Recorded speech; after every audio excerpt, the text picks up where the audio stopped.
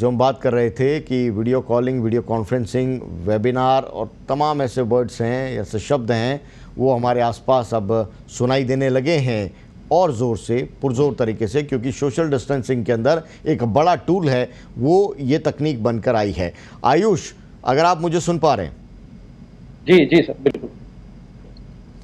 आयुष, मेरा आपसे सवाल ये कि इस पूरे दौर के अंदर क्या ठीक है, क्या नहीं है?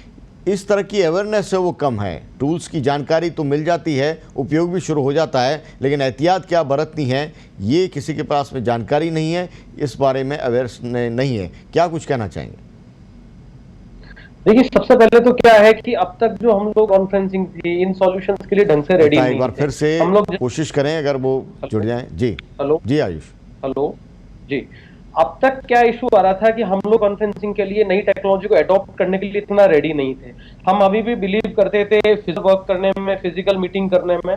और अब क्योंकि कोरोना के कारण जो ज्यादातर वर्क फ्रॉम होम का कंसेप्ट है, तो जितने भी सेमिनार से ये कन्वर्ट हो गए वेबिनार्स के अंदर, जितने रेगुलर जो मीटिंग्स है उसको लोग करना शुरू कर दिया। अब इसके साथ दिक्कत क्या है कि क्योंकि जो नए नए लोगों में, क्योंकि स्टार्टिंग में किसी ने इतना किया नहीं, अब जैसे जो एप्स पॉपुलर है उनको यूज करना शुरू कर दिया। एग्जाम्पल है जूम ऐप का। अब जूम क्योंकि फ्री है, 100 लोग एक साथ आप जोड़ सकते हो एक वीडियो कॉन्फ्रेंसिंग में, तो लोगों ने इसका यूज शुरू कर दिया। बाद में पता लगा कि उसके 5 लाख से ज्यादा जो यूजर्स, उसका डेटा लीक हो चुका है और उसके अंदर जो जितना भी कम्युनिकेशन हो रहा है वो पूरी तरीके से अनक्रिप्टेड नहीं है।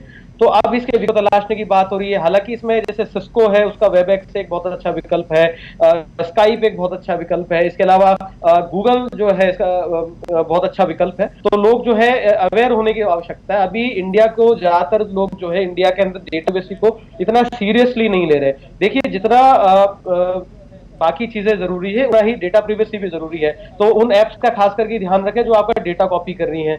कोशिश करें कि उन एप्स को यूज ना करें, भले ही चाहे अदर एप्स के बदले हमको कुछ पैसा जो है, कुछ पेमेंट देना पड़ जाए।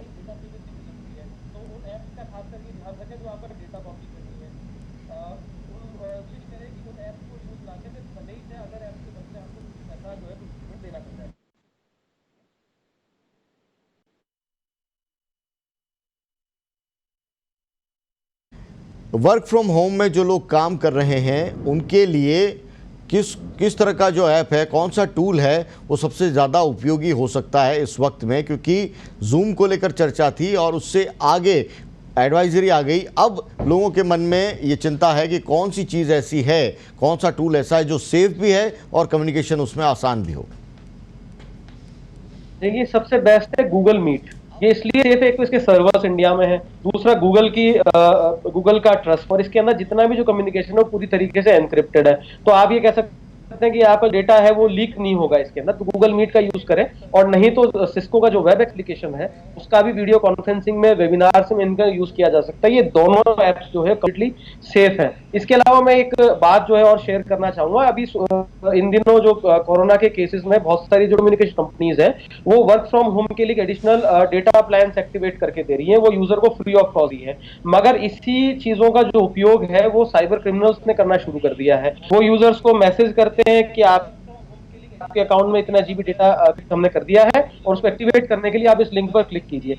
जैसे ही वो लिंक पर क्लिक करें, उनके फोन के अंदर मॉलवेयर और अगेन वो हैकिंग का शिकार हो रहे हैं। तो आप ध्यान रखिए, अगर आपको भी अगर इस तरह का कोई मैसेज आता है तो आप कंपनी का जो ऑफिशियल मोबाइल ऐप है उसके अंदर आप करें, और कभी भी ऐसे प्राइवेटली इनमें ना पड़े। दूसरी चीज ये है, क्योंकि भारत सरकार के डायरेक्शन है बैंक्स को कि वो 3 महीने तक जो अपनी जो ईएमआई है वो फॉरवर्ड कर सकते हैं, उसको लेकर भी बहुत सारे जो ठगी के कॉल है वो लोगों के पास आ रहे हैं। उसमें बैंक अधिकारी बनकर फोन किया जाता है कि आपके डेबिट कार्ड्स की इंफॉर्मेशन दे दीजिए ताकि हम ईएमआई को आगे बढ़ा सके। आप ये चीज ध्यान रखें सब कि डेबिट कार्ड की इंफॉर्मेशन कभी भी नहीं मांगता, और अगर आपको ईएमआई बढ़वानी है तो आपको फिजिकली आपको कॉल करके, बैंक कस्टमर पर कॉल करके ही बढ़वा सकते हैं, या फिर नेट बैंकिंग से बढ़वा सकते हैं। क्रेडिट कार्ड या डेबिट कार्ड की इंफॉर्मेशन उसमें कभी भी नहीं मांगी जाएगी। जी, बड़ी महत्वपूर्ण जानकारियां हैं। जी, आने वाला दौर किस रूप में देखते हैं भारत में? क्योंकि कोरोना का संक्रमण काल है, परेशानी भरा तो रहा है, लेकिन कई संभावनाओं के रास्ते भी खोले हैं, जैसा कि आप और हम लगातार बातचीत इस बारे में कर ही रहे। तो आने वाला वक्त है वो किस रूप में देखते हैं, और आने वाला जो कम्युनिकेशन सिस्टम है वो भी पूरी तरह से ऑनलाइन पर ज़्यादा क्या निर्भर रहेगा इसी तरह में? आने वाले देश में मैं ये देखता हूँ कि आर्टिफिशियल इंटेलिजेंस जो यूज है वो ज्यादा से ज्यादा होगा।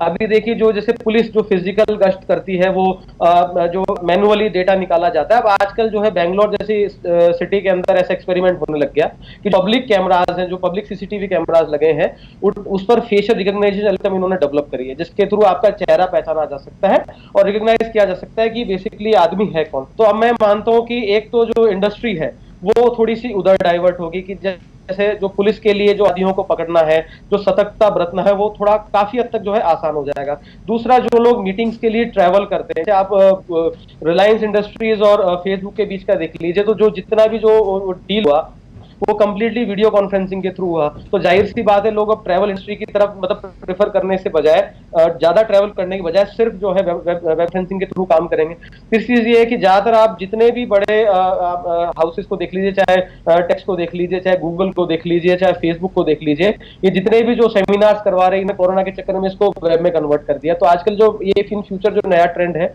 वो वेबिनार का है। एक जो चौथी चीज है जो चाइना में बहुत अच्छी मुझे लगी, जो चाइना की गवर्नमेंट कर रही है, वहां पे जो इन्फेक्टेड एरियाज हैं वहां जो राशन की जो सप्लाई हो रही है ऑटोमेटिक ड्रोन्स के थ्रू हो रही है, जो मतलब लॉन्गिट्यूड और लेटीट्यूड पे काम करता है, और जिसमें अगर एड्रेस फीड कर दिया जाए घर के बाहर वो सामान छोड़ के चला जाएगा। तो इनकेस देखा जाए तो आगे जाके जो कह सकते हैं जो डिस्ट्रीब्यूशन इंडस्ट्री है वो भी कहीं ना कहीं जो है आईटी से लिंक हो जाएगी, और इसमें जो है बिजनेस में लिए फायदा ये है कि इसके अंदर जो कॉस्ट कटिंग है वो उनको वो अचीव कर पाएंगे। जी, बहुत बहुत शुक्रिया आयुष इस जानकारी के लिए, और हमसे कनेक्ट होने के लिए। लगातार आपसे अपडेट है वो मिलती रहेगी।